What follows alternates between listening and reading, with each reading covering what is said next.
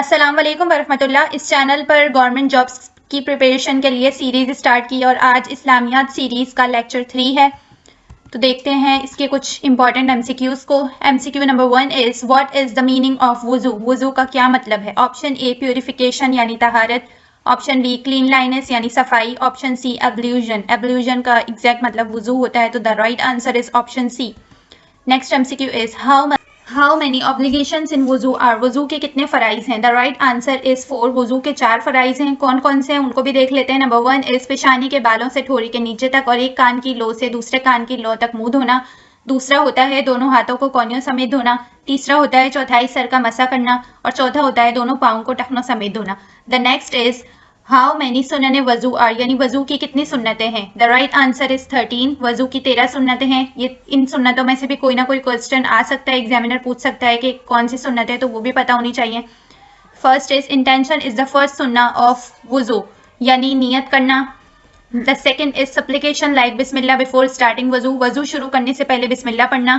Third is washing the hands with 3 times repeating the step, यानी 3 बार दोनों हाथ जोड़ों तक धोना। The next is teeth brushing यानी मिसवाक करना। The fifth is 3 times rinsing water into the mouth यानी 3 बार कुल्ली करना। The next is sniffing water into nostrils 3 times with the left hand यानी उल्टे हाथ से 3 बार नाक में पानी डालना। The next is combing the beard with the fingers यानी दाढ़ी का खलाल करना। The next is cross passing the finger of both hands against each other and same to the खिलाल ऑफ फिंगर्स एंड टोस, हाथों और पाँव की उंगलियों का खिलाल करना। The next is wash every part thrice, हर उज़ू को 3 बार धोना। परफॉर्म मसा 1 टाइम ओवर द हेड, एक बार पूरे सर का मसा करना। द 11th इज परफॉर्म मसा ऑफ बोथ एयर यानी दोनों कानों का मसा करना। Next is follow the step by step procedure of वुज़ू एब्ल्यूजन यानी तरतीब से वुज़ू करना।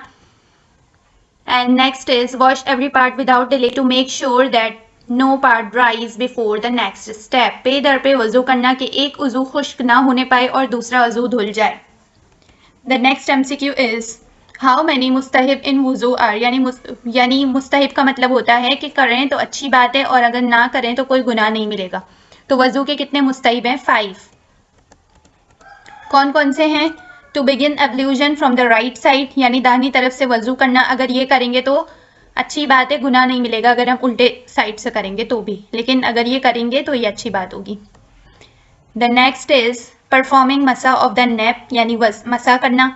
Next is performing ablution all by himself without taking others help, दूसरों की मदद के लिए बगैर खुद वजू करना, दूसरों की मदद लिए बगैर खुद वजू करना। नेक्स्ट इज फेसिंग किबला यानी किबला की तरफ रुख करके वजू करना। और next is performing ablution while sitting at a clean and elevated place, साफ और ऊंची जगह बैठकर वुजू करना। साफ और ऊंची जगह बैठकर वुजू करना। The next MCQ is how many मकरूहात इन वुजू। वजू के क्या मकरूहात है? मकरूहात कहते हैं something that is not considered as desirable in वुजू आर कॉल्ड मकरूहात, जो कि अच्छे नहीं है वजू में होना, अगर वो करेंगे तो वजू मकरूह हो जाएगा। द राइट आंसर इज 4 मकरूहात हैं वजू के। कौन कौन से हैं उनको भी देख लेते हैं। Performing ablution at a dirty place, गंदी जगह पर वजू करना। Next is blowing one's nose with the right hand, दाहिने हाथ से नाक साफ करना। Next is talking worldly affairs while performing ablution, वजू करते वक्त दुनिया की बातें करना यानी दुनियावी बातें करना। Performing ablution in a matter contrary to सुन्ना, सुन्ना के खिलाफ तरीके से वजू करना, जैसे सुन्नतें ऊपर बयान हुई कि 13 हैं, उनको फॉलो ना करना और अपने तरीके से वजू करना। Next MCQ is what is the object of सलाह। सलाह का ऑब्जेक्ट क्या है? To provide benefits to whole humanity, पूरी इंसानियत को फायदा पहुंचाना। B to circulate wealth equal among Muslims, मुसलमान में दौलत को मसावी तौर पर फैलाना। To define those acts which are related only to man and अल्लाह, इन आमाल की वजाहत करना जिनका ताल्लुक सिर्फ इंसान और अल्लाह से है। The option D is to develop solidarity and unity among Muslims, मुसलमानों के दरमियान यकजहती और इत्तेहाद को फरोग देना। The right answer is option C, to define those acts which are related only to man and Allah. The next MCQ is Salat इस्तिखारा is offered for, सलात इस्तिखारा हम कब पढ़ते हैं? कॉमन हज्जात के लिए। The right answer. The next is Salat खिसूफ is performed at the occasion of, सलात खिसूफ हम कब पढ़ते हैं? लूनर एक्लिप्स, चांद गिरन के वक्त। एक और एमसीक्यू आ सकता है कि सलात किसूफ is performed at the occasion of, खसूफ जो है वो लूनर इक्लिप्स के वक्त पड़ते हैं और किसूफ जो होती है वो सोलर इक्लिप्स यानी जब सूरज गिरन होता है। नेक्स्ट इज सलाते इस्तिस्का is performed at the occasion of सलाते इस्तिस्का कब पढ़ते हैं? The right answer is shortage of rain. The next is how many farz rakat does a Muslim offer on journey instead of 4 of Zohar, Asr and Isha prayers? मुसलमान फ़र्ज़ रकात कितनी पढ़ते हैं ज़ोहर, असर और इशा की 4 फ़र्ज़ की जगह पर जब वो सफ़र में होते हैं? Option A 3, option B 2, C 5 and D 6। The right answer is option B यानी 2 रकात पढ़ते हैं जब वो सफ़र में होते हैं। किसकी? ज़ोहर, असर और इशा की 4 फ़र्ज़ की। Next is name the prayers in which there is no change in फ़र्ज़ रकात्स इन केस ऑफ कसर। कसर में वो कौन सी नमाज है जिसकी फ़र्ज़ रकात चेंज नहीं होती, यानी उस जितनी है उतनी की उतनी पढ़नी होती है, चाहे कसर नमाज हो या फिर हम वैसे नमाज पढ़ रहे हो। फजर, मगरिब, वितर या फिर ऑल ऑफ दीज। मगरिब की नमाज जो होती है उसकी कसर नमाज वही की वही रहती है, यानी फ़र्ज़ नमाज चेंज नहीं होती। The next is every prayer is preceded by an azan with the exception of। हर नमाज जो है उससे पहले अजान होती है, लेकिन कौन सी ऐसी नमाज है जिससे पहले अजान नहीं होती? Option A Eid ul Fitr, option B Eid ul Azha, option C funeral prayer यानी जब जनाजे की नमाज। तो इन तीनों में ही अजान नहीं होती। The right answer is option D all of them. इन सब नमाजों से पहले अजान नहीं होती।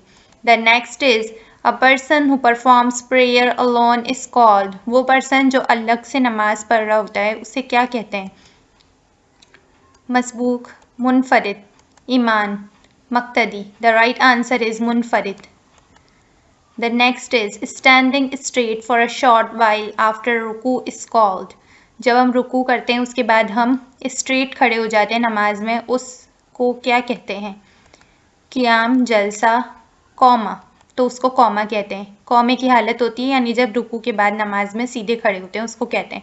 How many persons should be इन बा जमात सलात। बा जमात एक तो पहले हमने पढ़ा कि अलग से पढ़े होते हैं, उसको मुनफरिद कहते हैं। अब यहाँ पर है कि जब बा जमात सलात हो रही होती है तो उसमें कम से कम how many persons should be in, कम से कम कितने लोग होने चाहिए, तो वो बा जमात सलात कहलाएगी। 3, 4, 2, 1। जब अगर 2 लोग होंगे तो उस नमाज को हम बा जमात सलात कहेंगे। The next is which pillar of Islam is the key of paradise? जन्नत की कुंजी किस रुकन इस्लाम को कहा गया है? The right answer is सलात। नमाज जन्नत की कुंजी है। The next is when Siyam of Ramadan was ordered. The right answer is 2 Hijri. The next is Ramadan is the dash month of Islamic calendar. The right answer is 9th. The next MCQ is what is the meaning of एतिकाफ? एतिकाफ का क्या मतलब है? एब्ल्यूजन यानी वुजू, seclusion यानी तन्हाई यानी अकेले, prostration यानी सजदा, none of these. The right answer is seclusion. एतिकाफ में हमें अलग से बैठना होता है तो इसका मतलब होता है तन्हाई, यानी किसी से ना बात करनी होती है। The next is in which month of Islamic calendar the first revelation of Quran came to the holy prophet सल्लल्लाहु अलैहि वसल्लम। कुरान की पहली वही इस्लामी कैलेंडर के किस महीने में हुजूर सल्लल्लाहु अलैहि वसल्लम पर नाजिल हुई? Option A Safar, option B Shawwal, Ramzan. The right answer is option C Ramzan. The next is which रुकन Islam is called a shield. किस रुकन इस्लाम को ढाल कहा जाता है? सलात, ज़कात, हज, fasting. The right answer is fasting यानी रोज़े को। The next is what is the key note of fasting. रोज़े की अहम बात क्या है? What is the keynote of fasting? रोज़े की अहम बात क्या है? Self control, self discipline, selflessness.